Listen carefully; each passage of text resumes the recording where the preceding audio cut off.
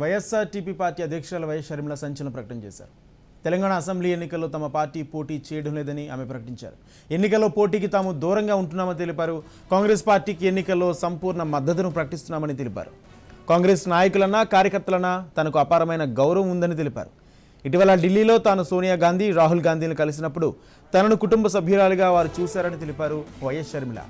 ఎన్నికల్లో పోటీ చేయాలని అనుకున్నానని, కానీ తమ పార్టీ తరపున పలువురిని ఎన్నికల బరిలో నిలపాలని తాను అనుకున్నానంటూ షర్మిల తెలిపారు. తాను ఎమ్మెల్యేగా గెలిచి అసెంబ్లీలో అడుగు పెడతాననే పూర్తి నమ్మకం తనకు ఉందని తెలిపారు. ఈ ఎన్నికల్లో కేసీఆర్ ఓడిపోయే అవకాశాలు చాలా ఎక్కువగా ఉన్నాయని, అందుకే కేసీఆర్ వ్యతిరేక ఓటు చీలకుండా ఉండేందుకు ఎన్నికల్లో పోటీ చేయకూడదని తాము నిర్ణయించామని తెలిపారు. కాంగ్రెస్ గెలుపు అవకాశాలను అడ్డుకోకూడదనే ఈ కీలక నిర్ణయాన్ని తీసుకున్నామని తెలిపారు. తమ నిర్ణయాన్ని పార్టీ శ్రేణులందరూ అర్థం చేసుకోవాలని కోరారు.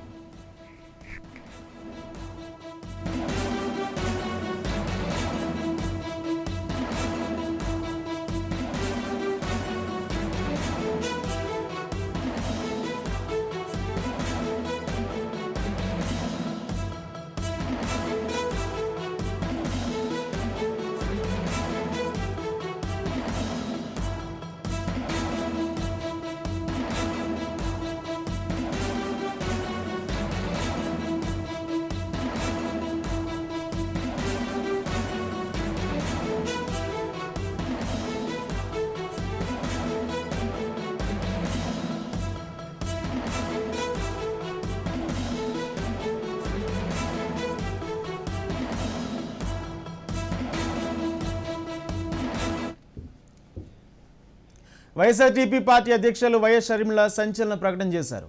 తెలంగాణ అసెంబ్లీ ఎన్నికల్లో తమ పార్టీ పోటీ చేయడం లేదని ఆమె ప్రకటించారు. ఎన్నికల్లో పోటీకి తాము దూరంగా ఉంటున్నామని తెలిపారు. కాంగ్రెస్ పార్టీకి ఎన్నికల్లో సంపూర్ణ మద్దతును ప్రకటిస్తున్నామని తెలిపారు.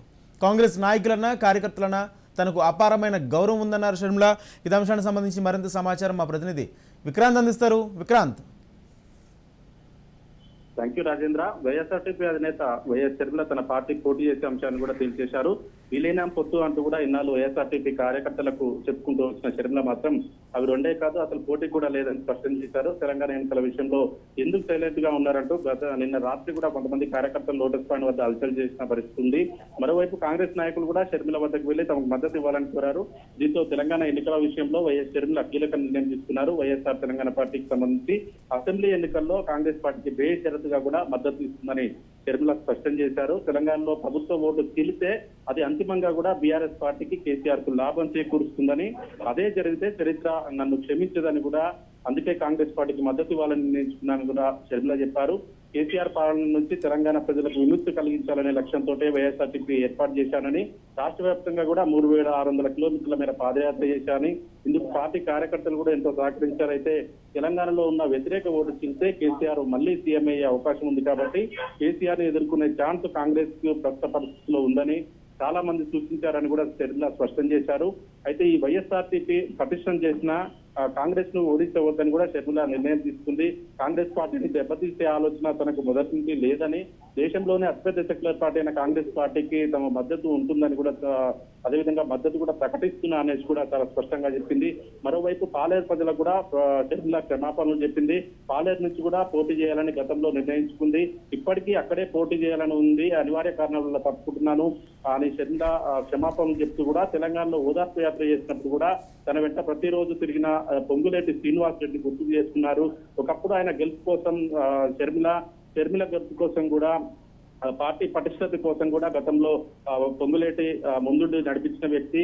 అక్కడ కందాల ఉపేందర్ రెడ్డి, పొంగులేటి మధ్య తీవ్రమైన పోటీ ఉన్న నేపథ్యంలో కూడా రాష్ట్రమంతా పాలేరు వైపే చూస్తుందని, అందుకే పాలేరు బరిలో కూడా షర్మిల తాను ఉండట్లేనని కూడా చెప్పుకొచ్చింది. మొత్తానికి ఈ ఎన్నికల హడావుడి మొదలైన నాటి నుంచి కూడా షర్మిల పార్టీతో పొత్తు ఉంటుంది కాంగ్రెస్ పార్టీకి అని భావించారు. షర్మిల విధించిన టైం కూడా, డెడ్ లైన్ కూడా కాంగ్రెస్ కి, ఆ టైం కూడా కాంగ్రెస్ పార్టీ స్పందించలేదు. ఇప్పటికే సోనియా గాంధీ కుటుంబాన్ని కూడా షర్మిల కలిశారు. షర్మిల పార్టీతో పొత్తుకు మాత్రం మొదటి నుండి రేవంత్ రెడ్డి బీజేపీకు వ్యతిరేకిస్తూనే ఉన్నారు. అయినా కానీ కీలకంగా ఉన్న ఇటు కర్ణాటక నేత డీకే శివకుమార్ కూడా చక్రం తిప్పారని చెప్పుకోవచ్చు. మొదటి నుంచి కూడా శివకుమార్ షర్మిలతో టచ్ లో ఉన్నాడు. షర్మిల కూడా అనేక సార్లు బెంగళూరు వెళ్లిన పరిస్థితి డీకే శివకుమార్ ని కలిశారు. అయితే కాంగ్రెస్ పార్టీకి మద్దతు ఇవ్వడంలో కూడా కర్ణాటక ఉప ముఖ్యమంత్రి పిసిసి అయినటువంటి డీకే శివకుమార్ పాత్ర కీలక భూమిక అని మాత్రం చెప్పుకోవచ్చు Rajendra. Right, thank you Vikrant.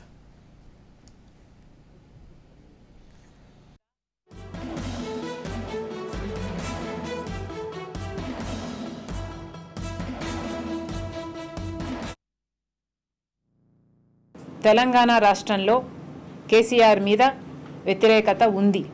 అది కూడా తారాస్థాయికి, కేసీఆర్ మీద ఉన్న వ్యతిరేకత తారాస్థాయికి చేరింది. ఇప్పుడున్న పరిస్థితిలో కేసీఆర్ సర్కారు పడిపోయేంత ఛాన్స్ ఉంది, కాంగ్రెస్కి ఒక ఛాన్స్ ఉంది అనిపిస్తున్న సిచ్యువేషన్లో మీరు దానికి అడ్డుపడ్డం ఎంత మటుకు సమంజసమని చాలామంది అడగటం జరిగింది.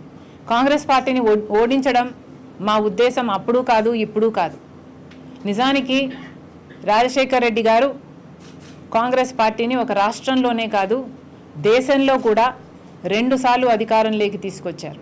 నిజానికి కాంగ్రెస్ పార్టీ నాయకులన్నా నాకు పరాయి వాళ్ళు కాదు. కాంగ్రెస్ పార్టీ నాయకులన్నా, కాంగ్రెస్ పార్టీ కార్యకర్తలన్నా నాకు అపారమైన గౌరవం ఉంది. ఈ ఎలక్షన్లలో వైఎస్ఆర్ తెలంగాణ పార్టీ పోటీ చేయబోవటం లేదు.